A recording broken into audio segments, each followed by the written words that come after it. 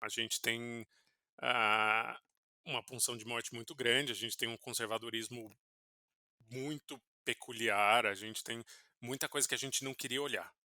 Inclusive, enfim, racismo, LGBTQ-fobia, por muito tempo a gente viveu com essa ilusão de que o Brasil não padecia desses problemas, que esses problemas estavam nos outros países, que a gente tinha uma solução cordial e uma solução. Tudo mentira, assim. Agora vamos colocar pelo menos as cartas na mesa, vamos tratar as coisas como elas são, vamos tirar os demônios debaixo do tapete e vamos lidar com o mundo, com as dificuldades reais que eles são. Então, acho que nesse sentido eu sou otimista porque eu tenho ânimo para saber que existe uma luta grande pela frente, mas pessimista no sentido de sempre foi assim, a gente só não olhava para isso.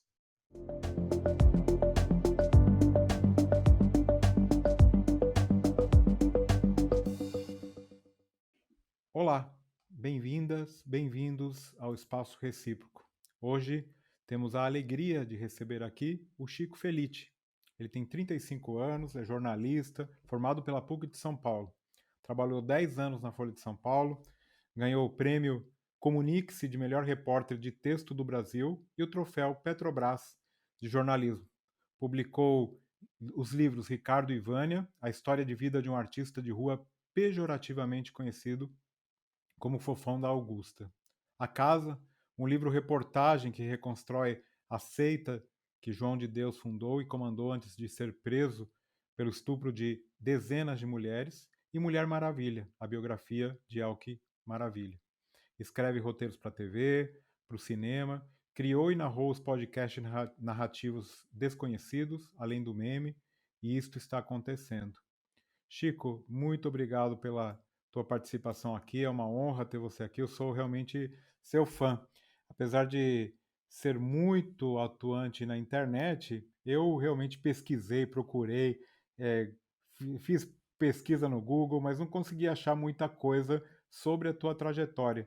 Queria que você contasse um pouquinho os caminhos que te trouxeram até este momento, até hoje. Bom, eu que agradeço pelo convite, mas estou super feliz de estar aqui. E de fato é estranho, assim, porque eu não sou muito da internet, por incrível que pareça. Hoje eu estou na internet, né? Tudo que eu faço tem uma ligação com a internet. O pessoal do podcast se considera uma tribo da internet, né? Mas eu venho de uma escola muito careta de jornalismo, talvez a última. Eu entrei na Folha de São Paulo com 19 anos, 19 para 20 anos, e fiquei 10 anos no jornal, entre idas e vindas, onde eu cobri tudo, assim, onde eu aprendi muito do que eu sei do ofício e onde eu cobri tudo. Eu cobri crise de refugiados na Síria, quando eu morava na Turquia e fui para o sul da Turquia, entrei na Síria legalmente. Eu cobri festa do socialite em São Paulo, eu cobri partida de futebol, eu passei por todas, talvez literalmente eu tenha passado por todos os cadernos do jornal, todas as editorias de um jornal. E quando eu meio decido sair do jornalismo com 28, 29 anos, é que eu publico aquele perfil do Ricardo Correia, conhecido como Fofão da Augusta, que vira o meu primeiro livro. Assim, era meio, eu fiz aquilo para mim mesmo. Assim, eu não tinha feito aquilo profissionalmente, eu não tinha, eu escrevi para mim. Eu foi publicado depois, mas inicialmente não sabia nem onde eu ia publicar. Eu não estava mais a fim de trabalhar com jornalismo, já tinha sentido que tinha dado e daí começou uma nova página aí da minha vida que passa por isso, assim, passa por livro, podcast, que acho tudo muito próximo na minha vida, assim, acho tudo muito parecido. É, mas é justamente, mas tem já uma narrativa interessante, pelo que eu acompanho da tua produção, você gosta justamente de contar a história de pessoas comuns, de entender fenômenos sociais inusitados. É isso mesmo? Da onde que surgiu esse interesse? Acho que você tá coberto de razão e é 100% pessoal e legítimo, assim. Eu amo, por exemplo, ler aqueles perfilzões de capa da Piauí de político, sabe? Então, um perfil do Eduardo Cunha de 20 páginas, do Mourão, mas eu não faria, ou talvez não tivesse prazer, ou talvez não mandasse bem se eu fosse fazer. Eu sempre tive um olhar que era mais atraído para pessoas do cotidiano e pessoas teoricamente comuns, assim, pessoas que estão levemente marginalizadas. Então, e isso eu não vi quando eu estava trabalhando na Folha, mas eu já fazia quando eu trabalhava na Folha. Então, não sei, uma vez fiz um perfil de um exibicionista aqui de São Paulo, que é bem famoso, que ele é conhecido como o cara do carro amarelo, porque ele tem uma Ferrari falsificada, uma cópia de Ferrari, e ele estaciona ela na frente do Parque de Ibirapuera e fica se exibindo, assim, fica sentado no capô, e ele fez isso por 3 décadas, assim, então ele era uma figura meio conhecida, e foi uma delícia fazer, assim, porque eu realmente queria saber a história dessa pessoa. A mesma coisa a história do Ricardo, assim, é uma curiosidade que nasce em mim e é legítima e é real, assim, eu quero muito saber a vida dessa pessoa e quero muito contar a história dessa pessoa, que talvez outras pessoas não contassem por não saber que elas existem ou às vezes por achar que não são merecedoras, assim, até a que passa nisso, né, é muito louco, mas eu demorei 10 anos para conseguir publicar uma biografia da Elke, porque muita gente no mercado editorial não achava que ela era digna de uma biografia. Achava que por ela ser mulher, ou por ela ter sido modelo, ou por ela ter sido jurada de televisão, a vida dela não era tão merecedora de uma narrativa quanto a vida, sei lá, de um Assis Chateaubriand ou de algum outro brasileiro notável que tenha sido biografado. E bom, e isso para quem ouviu o Além do Meme é justamente isso, né, você pega lá um meme específico e vai atrás da pessoa, o que que essa pessoa é, né, e é isso que é incrível, né, por trás de cada um de nós existe uma história, existe um sentimento, existe uma pessoa, né, de fato. Isso que é mais incrível e mais bacana. Uma baita história, assim, é isso. Para mim, o Além do Meme nasceu dessa prerrogativa, assim, o que que acontece quando você é uma pessoa comum e de repente você vira uma celebridade? Você não queria ser uma celebridade, mas daí, sei lá, alguém passa um trote em você e grava sua voz e daí de repente centenas de milhares de pessoas passam a te conhecer. O que que isso faz com a vida de alguém? Assim, nasceu muito dessa curiosidade para mim, porque é muito maluco. A gente não tem noção de como é maluco, acho que olhando de fora, assim, de como revoluciona a vida para bem e para mal, assim, do dia para noite você acordar famoso porque, sei lá, você tomou um tombo na rua ou você perdeu um concurso Garota da Laje e gritou, sabe? É muito atípico, é muito especial, é muito, muito especial. É, a gente tem só essa visão quando muito comum na jogadores de futebol, né, que acabam mudando de vida, mas eles têm e mesmo assim, né, muitos deles dão completamente errado por essa mudança tão repentina que isso acontece, né. É, e muitas vezes é o que eles queriam, né? É a realização de um sonho. No caso do meme, eu amo porque muitas vezes não é um sonho, a pessoa não queria aquilo, assim, e foi imposto na vida dela. Eu acho isso muito, narrativamente, muito rico. Ô Chico, e depois do sucesso de crítica, né, do teu primeiro livro, em 2019, eu li aí eu confesso aqui, eu ainda não li, mas eu já fiquei curioso para ler, mas eu li várias críticas aí falando muito bem, chama Ricardo e Vânia. Você, em 2020, parece que aproveitou a pandemia, né, teve um ano bem produtivo, publicou eu sei que não foram escritos talvez em 2020, mas publicou 2 livros em 2020. Eu queria que você comentasse um pouquinho desses livros aí, tanto o Ricardo e Vânia, que foi o teu primeiro livro, digamos assim, aclamado pela crítica, e os outros dois lançados agora em 2020. Cara, eu vivo para trabalhar, assim, eu amo, é o que eu faço bem, é o que me deixa feliz, então já inclusive acabei de terminar o outro. Entreguei faz um mês um livro novo, mas foram 2 prazeres muito grandes, a casa, né, que é a história da seita de João de Deus, e o perfil biográfico da Elke, que eram coisas completamente opostas e que eu trabalhei paralelamente. A casa foi uma encomenda da editora Todavia, que é a casa editorial onde eu publico, que eles queriam uma biografia de João de Deus e falaram: "Por que você não faz?". E eu não quis, inicialmente, porque eu não sou um homem místico, assim, eu não sou dado a misticismos, não era o meu universo, eu não conhecia nada, eu nunca tinha ido até Abadiânia, que é a cidade onde ele construiu esse império dele. Só que daí eles foram muito espertos de me seduzir com uma passagem. Eles falaram: "Ó, voa até Goiânia, pega um carro, vai para Badiânia, sem compromisso nenhum, não assina contrato, a gente tá te dando a passagem. Se você achar que existe um livro lá, que existe uma história, a gente faz, senão a gente não faz". E eu caí como um patinho, porque eu cheguei lá e aquela cidade era uma loucura, era uma coisa de outro mundo, assim, não fazia sentido nenhum. Eu cheguei dias depois da denúncia, ele não tinha sido preso ainda, ele estava foragido. Só que você chegava naquela cidade, era um monte de gringos, sabe, você ouvia as pessoas falando sueco, todo mundo vestindo branco, como se fosse réveillon 365 dias por ano. Você ouvia sueco ali, finlandês ali, inglês da Austrália no café, inglês de britânico na sala de oração, então era um lugar super cosmopolita, em que rolava muito dinheiro, no meio de uma fatia muito, muito pobre do Cerrado. Então você notava que tinha alguma coisa esquisita ali, assim. O apelido do bairro na cidade que ele construiu, porque o Império do João de Deus era distante da cidade. a rodovia passava, tinha a Cidade Velha, que até expulsou ele, essa história é maravilhosa.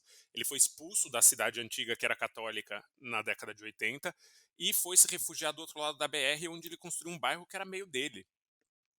E esse bairro era apelidado de Deus Neilândia, porque era a Disneylândia de Deus, assim, era esse o nível de riqueza e de anormalidade daquilo. E quando eu cheguei na Deus Neilândia e vi aquilo, e minha boca caiu e eu falei: "Fudeu, esse é meu livro, assim, meu livro é a história da cidade, não é a história dele, assim, eu não vou escrever a história desse criminoso, mas eu vou escrever como um charlatão construiu um império que a gente não sabe, nunca vai saber quanto dinheiro passou por lá, porque era tudo por debaixo dos panos, né, muito em espécie, assim, mas que eu desconfio dizer que trouxe centenas de milhões de dólares para o Brasil e para as mãos dele, assim, era um lugar muito rico e muito atípico que o Brasil não tinha parado para olhar ainda. E quando eu cheguei lá e vi aquilo e estava acabando, porque foi caindo o número de turistas, né, as pessoas deixaram de ir, então o lugar foi morrendo, os comércios foram fechando, estava gangrenando, a cidade estava gangrenando. Daí me deu essa sensação de urgência de eu preciso contar essa história agora. E daí eu fiquei um ano em cima dessa investigação, indo e vindo, ia bastante para Badiânia, fui para o Rio Grande do Sul, fui para o Rio de Janeiro, fui para o interior do Goiás, fui para muitos lugares para tentar montar essa história desses 40 anos. E enquanto isso, eu estava terminando o Elk. O que aconteceu com o Elk Maravilha foi, quando eu era moleque, ainda na faculdade, eu queria que meu trabalho de conclusão de curso fosse um perfil biográfico da Elk, né, que é um pouco menor que uma biografia, assim, não tem esse compromisso de ser a vida inteira da pessoa, é um recorte da vida da pessoa. E completamente sem noção, que eu sempre fui sem noção, assim, a noção passa longe, eu descolei o número fixo de telefone do apartamento dela, no Leme, no Rio, liguei, ela me atendeu e a gente começou a se encontrar quando ela vinha para São Paulo. Ela vinha pouco já nessa época, ela estava bem pobre, já bem no final. E só que a gente fez várias entrevistas. E só que daí, quando chegou de fato a hora de fazer meu TCC, isso era antes, né? Eu já estava no terceiro ano de faculdade.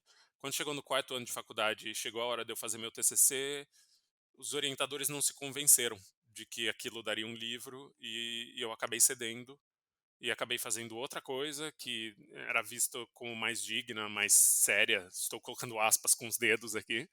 E, e esse livro não existiu. Daí, quando a Elke faleceu, eu escrevi um obituário dela para a Folha. E anos depois, a Mariana Rollier, que é editora na Storytel, que é um aplicativo sueco de audiolivro, me mandou um e-mail falando: você não quer fazer uma biografia da Elke com as entrevistas que você tem? Você viaja o Brasil, aí vai descobrir como foi a vida dela, entrevista mais uma porção de gente. E eu topei e foi um trabalho incrível. Assim, a vida dela é realmente notável. Assim, ela era muito extraordinária em muitos aspectos. Isso. Você pode dar uma ideia do que é o livro novo, que você disse que já terminou, ou ainda é segredo? Ah, mais ou menos, mas eu sempre eu não me contenho, eu não consigo me segurar. É a história de uma máfia que existiu aqui em São Paulo e que nunca foi documentada, assim, que nunca foi, justamente por estar à margem, assim, era uma máfia que se criou dentro de um grupo muito marginalizado, de pessoas riquíssimas, tipo Scarface, assim, era uma coisa inacreditável, assim, de pessoa com limousine, de gente mandando matar, de capanga, e que nunca foi documentado porque era num grupo muito marginalizado. Daí eu não posso contar qual é o grupo marginalizado, senão eu entregaria meu ouro. Mas era um grupo tão marginalizado que isso não saía no jornal. Era uma máfia que matou dezenas de pessoas, talvez centenas de pessoas, achacava. Tem cenas surreais, assim, tem cena de uma pessoa virando um camburão de polícia, tem cena de uma pessoa arrancando o escalpo da outra no meio do centro de São Paulo, que foi presenciada e documentada. É bem inacreditável, assim. Muito, muito legal. Bom, já estou na expectativa. Além dos livros, você tem se destacado em podcasts, né? Com um grande sucesso de 2020, que foi o Além do Meme, que a gente já comentou, e agora um podcast da Rede Globo, né? Que é o Isto Está Acontecendo. Esses podcasts narrativos têm um formato que eu considero único no cenário atual. O que você procura mostrar ali e o que você mais gosta desse formato do podcast? Cara, eu gosto muito de chegar nas pessoas. Eu tenho muito tesão de me comunicar e de chegar no maior número de pessoas possíveis. E o podcast, por mais que seja uma mídia que ainda é de nicho, né, ainda não é uma coisa que o brasileiro médio conhece, ele supera a literatura, né? Então minhas duas opções são livro, que se, sei lá, se você vende 10 mil exemplares já é uma coisa incrível E ainda assim, mas um podcast pode chegar, um episódio pode chegar em 1 milhão de pessoas, como já aconteceu de chegar num episódio do Além do Meme, assim. Então, para mim é muito maluco, porque é contar uma história para muita gente. Para mim é impensável, assim, falar com dezenas de milhares de pessoas, ou às vezes com até mais. Mas tirando isso, para mim é igual, assim, eu acho que eu venho de um lugar de torpor e torpeza, que eu não sei muito a diferença das coisas. Se você me pergunta qual é a diferença de escrever um livro, reportagem e escrever um podcast narrativo, eu não vou saber. Sei lá, tem uma mudança sutil de língua, assim, tem uma mudança sutil da escrita, porque uma coisa vai ser falada, outra coisa não, né. Mas tirando isso, pra mim é igual, assim, eu só tô contando uma história, assim. Eu só tô achando o jeito mais legal de contar uma história que tem que ser muito inacreditável, assim. O meu sonho de consumo é que, independente de qual seja, assim, a história seja impressionante, assim. Meu intuito maior é impressionar, é que as pessoas não acreditem, assim, é que seja surreal demais pra ser verdade, mas seja verdade. O que eu gosto também no teu estilo é que você se coloca dentro, ou seja, você não é simplesmente um narrador externo, mas você entra na história também, participa. Eu acho bem bacana isso, bem legal, é bem Às ve interessante. é uma imposição, assim, não é uma escolha, porque eu acabo me encrencando, eu acabo me envolvendo nas coisas, daí eu sou obrigado a dizer, senão vai ser salafrário se eu não contar, assim. Então é meio isso, é tipo, sei lá, uma história que uma das minhas personagens, que eu fiz um perfil bem grande, acabou virando minha madrinha de casamento, assim. Então, não tem como fingir que isso não existiu, sabe, não tem como fingir que não tem uma relação. E de podcast, você já falou do livro, tem algum spoiler aí? Vai ter algum podcast novo saindo do forno? Tem um podcast velho saindo do forno, Além do Meme 2 chega em setembro, segunda temporada. Eu tô animadíssimo, que eu de verdade é uma mina sem fim, assim. Pra mim dói muito ter que escolher, assim, porque eu queria fazer, não queria fazer 15 episódios, eu queria fazer 150, porque eu começo a pesquisar e começo a procurar as pessoas e começo a fazer a investigação, e as histórias são surreais, surreais, assim, e eu fico com vontade de ir atrás de todas, mas vai ter a segunda temporada do Além do Meme ainda esse ano, ainda não fechou data, mas vai ter, isso eu sei. E eu tô fazendo um podcast de crime pela primeira vez, que tá me consumindo bem, assim, no bom sentido. Quando eu digo me consumindo, é que eu tô apaixonado e não consigo pensar em outra coisa, tô obcecado, assim, que eu tendo a ter uma natureza obsessiva com os meus trabalhos, assim, eu vou e só penso nisso, e só falo disso, e só faço isso, pelo tempo que for necessário, e depois morro, porque acaba o trabalho e sigo para o próximo, assim. Bom, falando nesses personagens estranhos, a gente está vivendo, infelizmente, eu considero uma realidade distópica, né? Você tem pesquisado um pouco sobre esses submundos desconhecidos. Você saberia dizer de onde surgiram esses personagens que agora frequentam os círculos de poder? Onde que esse pesadelo vai parar? Onde que estavam essas pessoas que estavam, parece que escondidas, a gente não conhecia, que nem que existiam? Cara, sabe onde eles estavam, sinceramente? Na TV aberta. Eles sempre tiveram na TV aberta. E o brasileiro tem a elite brasileira, elite intelectual e financeira, tem um desprezo pela comunicação de massa. Essa gente sempre teve aí. Essa gente sempre teve no CQC, sempre teve no Super Pop, sempre teve o Gil Gomes, sempre teve no rádio, é isso, assim, o conservadorismo sempre foi muito atrelado à comunicação de massa. O Ratinho é um excelente comunicador e é um expoente do conservadorismo. O filho dele se elegeu governador de um dos maiores estados do Brasil, assim, essa galera está na comunicação, e a gente, eu me coloco como uma pessoa de esquerda relativamente, hã, elite do país hoje em dia, que vejo que não se levou a sério. A gente não levou a sério. É a mesma coisa do Trump, né? Não levava a sério porque era entretenimento, né? A coisa se fundiu. Hoje em dia o entretenimento virou política e vice-versa. Mas para mim foi essa a grande vacilada, assim, a gente não olhou muito para a TV. E você é mais otimista ou pessimista com relação ao futuro? Eu acho que eu sou um pessimista teórico e um otimista na prática. Eu acho que nós vamos sair dessa página infeliz da nossa história, nós vamos sair desse momento de escuridão. Acho que nós estamos no momento mais escuro de todos, mas esse episódio serviu para mostrar que o brasileiro não é o que a gente pensava que ele fosse. Não era o clichê da pessoa simpática e gentil e que aceita todos e que abraça o mundo e cada um, não. A gente tem ah, uma punção de morte muito grande, a gente tem um conservadorismo muito peculiar, a gente tem muita coisa que a gente não queria olhar.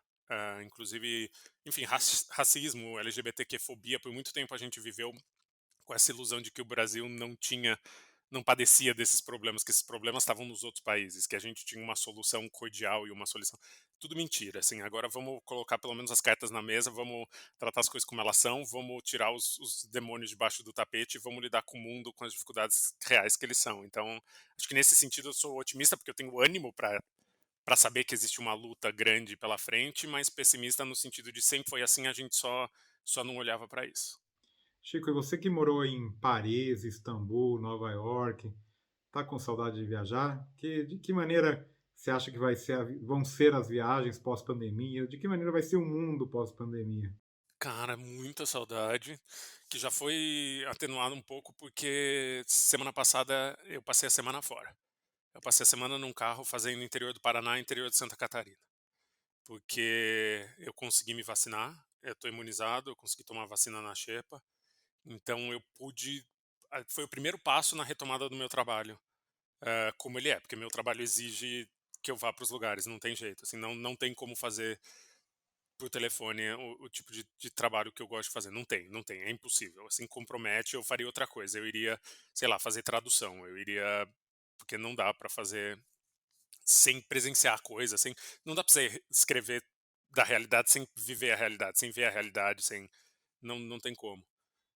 Então já deu o primeiro passo ali para matar essa saudade. Para mim foi incrível rodar um pouco o Brasil. Eu fiz 3.500 quilômetros em uma semana. Fiz várias pequenas pautas que eram ali mais ou menos perto, pequenas entrevistas e tal. Eh, mas acho que eu torço, sabia, para que seja bem mais tranquilo do que a gente pensa, porque acho bem possível que uma vez que a vacina venha para todos e tem que vir para todos, em 6 meses a gente tenha esquecido que isso aconteceu. E daí, de novo, vem meu otimismo prático e meio doentio de achar que a gente vai esquecer, que o ser humano esquece. Que a gente tira a bota apertada e uma hora depois de tirar a bota apertada você esqueceu que ela existiu. Assim, então, é, acho que idealmente o mundo em 2023 já vai estar todo mundo sem máscara e pensando, ai, lembra de quando a gente usou máscara? Lembra quando teve isso? E não vamos ter saído melhorados e não vamos ter aprendido nada. A gente vai voltar exatamente a ser o que a gente era. Olha, vamos ver. Eu não sei, eu não tô tão otimista assim não. Bom, pelo menos uma coisa eu tenho sempre brincado com o pessoal, falou assim: a era do soprar vela em bolo acabou, espero eu. Bom, Chico, eu queria que você recomendasse um livro, um podcast, uma série, um canal no YouTube, qualquer coisa que vier aí na sua cabeça. Boa. Eu vou recomendar um podcast em inglês, mas vou recomendar também um em português para balancear, para não ficar sendo muito. Chama The Missionary, a Missionária. É um podcast narrativo que saiu recentemente, que conta a história inacreditável dos White Saviors, que são os americanos brancos que vão para a África achando que eles vão resolver os problemas de um continente, achando que eles vão acabar com a fome, que eles vão reverter dinheiro que eles vão levantar para acabar com a pobreza e conta a história de uma pessoa específica que é uma missionária religiosa muito jovem, branca, que vai e abre uma ONG de saúde pública e daí anos depois descobre-se que centenas de crianças morreram dentro dessa ONG porque ela praticava medicina sem ser médica. E daí, mas claro, como toda boa história, ela conta a história de uma vida, mas é muito maior, né? E daí vai abrindo esse leque, você vai vendo como essa história é a história de muita gente, como isso vem acontecendo e como tem a questão da narrativa, assim, o quanto foi sequestrada a narrativa das pessoas que nasceram nesse país e nesses países desse continente, enfim, é muito bem contado, é muito interessante, é muito chocante, é uma surra.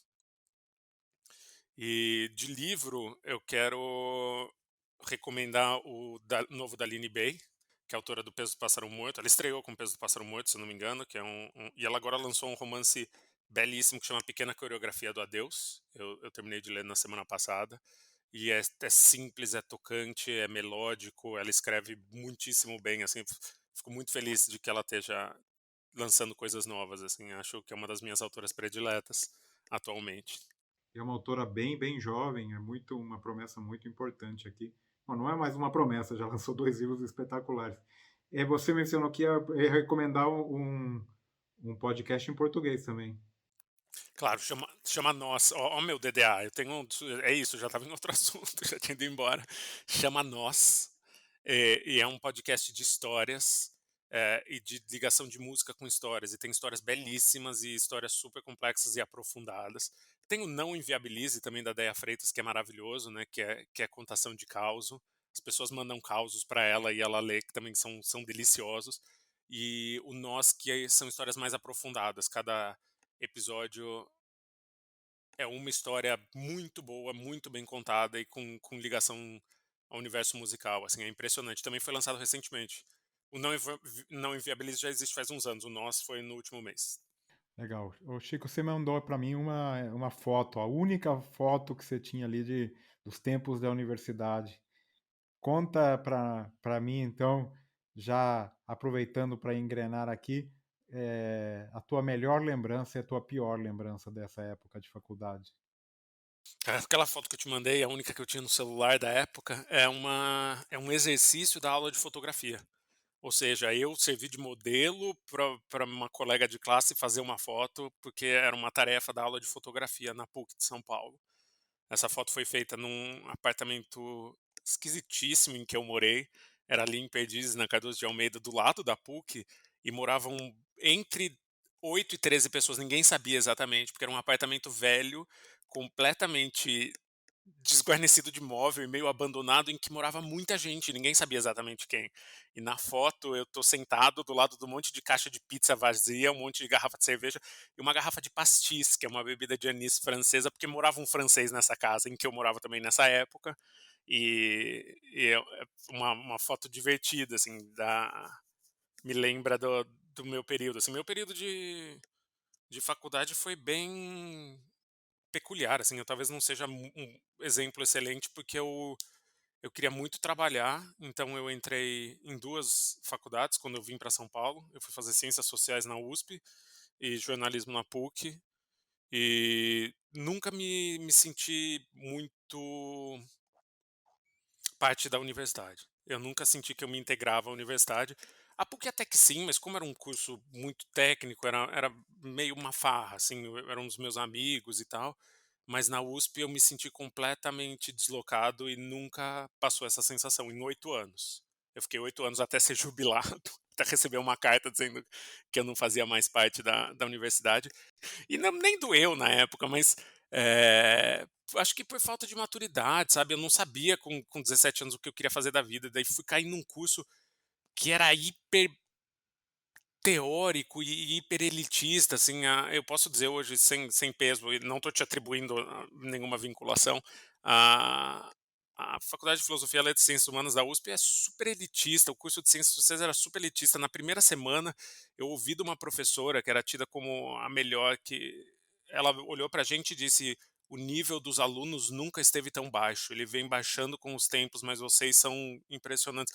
E é um moleque vindo do interior com 17 anos, sabe, de uma família classe média média que nunca tinha estudado em colégio bom, eu nunca tinha tido sociologia, eu não sabia o que era sociologia, sabe?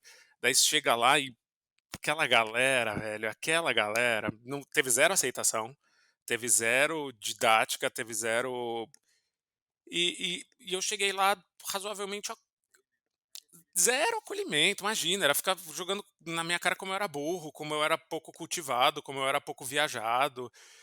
E eu era de fato, porque eu tinha vindo de uma família, meu pai vendia água no interior de São Paulo, assim, meu pai tinha uma distribuidora de galão de água, sabe, a gente era tipo classe média média, eu nunca tinha saído do país, eu nunca. E daí você chega lá, é um snobismo e uns textos numa linguagem hermética que até hoje eu não entendo, assim, eu passei 8 anos na USP fingindo que eu entendia um parágrafo dos textos, assim, e achando que o problema era comigo.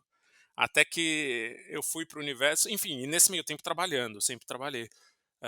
Daí eu entendi que existia outra academia, assim, que era possível sim escrever textos que faziam sentido e que não eram pernósticos e que não eram propositalmente herméticos só para discriminar as pessoas como eu, porque eu fui muito na academia eu fui muito discriminado, assim, nesse curso, né, que eu que eu também considero meu curso, assim, para ser sincero, jornalismo é um curso técnico, assim, eu não penso nele muito como vida acadêmica, assim, não teve muita vida acadêmica, foi um prazer fazer, mas não é também uma coisa que eu pense que eu estava na academia, nem parecia que eu estava na academia, assim, parecia que era um curso profissionalizante e que bom, assim. Mas na USP eu não sei porque eu mantive tanto tempo uma relação que me fazia muito mal, assim. Quer dizer, eu sei, eu era imaturo, né. Bom, mas então, também tem esse processo todo do próprio várias questões, né, que aparecem aí, que a gente eventualmente está melhorando, está tentando aprender, mas tem muito problema mesmo, né? As pessoas passam, né, do ensino médio, onde você é cuidado, onde você conhece os professores, onde você é acolhido, a um lugar onde você virou um RA, né, um número, mais nada e se vire, né? E essa transição, num momento muito jovem, é muito difícil para muita gente, não é à toa que a gente tem tantas desistências, tem tanto problema. Bom, mas de qualquer maneira, é um fator aí que a gente tem que eventualmente cuidar. Uma aula inesquecível que você tenha ouvido em algum momento da tua vida. Nossa, sem dúvida nenhuma, foi uma aula livre do Michael Cunningham, que é o autor do As Horas, né, o romance que virou filme com a Nicole Kidman. Ele deu uma aula de escrita, aberta na Universidade de Columbia, em Nova York, nessa época eu morava lá, e ele escreveu o início de um romance junto com as pessoas que estavam ali na entrada, assim, e como a escrita pode ser divertida e como a escrita é uma coisa viva e todo mundo deu risada e todo mundo chorou e todo mundo foi inacreditável, assim, foram 2 horas inacreditáveis e não fazia exatamente parte de currículo nenhum, assim, era só uma aula que qualquer um podia chegar. Muito legal. Um jornalista e um escritor ou escritora que você admira. A Eliane Brum e a Daniela Arbex, que se encaixam nas 2 categorias, acho que são jornalistas e escritoras. Acho que são pessoas com olhares únicos, com textos próprios e excelentes e que se debruçam sobre temas corretos, porque acho que a não ficção, né, o jornalismo, quando você vai escrever um livro, depende muito do seu olhar, o tema que você vai abordar, sabe? É muito definitivo do que você vai fazer, porque você pode escrever um livro sobre a Odebrecht, se você tem assunto, enfim, rendeu um excelente livro, inclusive a história do Odebrecht, mas você pode também optar por contar a história de uma galinha que foi presa numa cidade do interior. Você pode, por exemplo, que é um caso de Liane Brum, você pode, por exemplo, contar a história do Holocausto Brasileiro, que foi um manicômio mineiro em que centenas de milhares de pessoas foram mortas por racismo e por, enfim, questões que eram maquiadas como questões de saúde mental e não eram, assim. Então acho que a escolha dos temas das 2 me tocam muito e os textos de ambas são excelentes, assim, um dia eu quero chegar ao pé de uma delas. Muito bom. Para finalizar, Chico, qual a grande habilidade que você tem, mas não está no seu currículo? Ah, eu sei bater palma com uma mão só, e eu posso te demonstrar.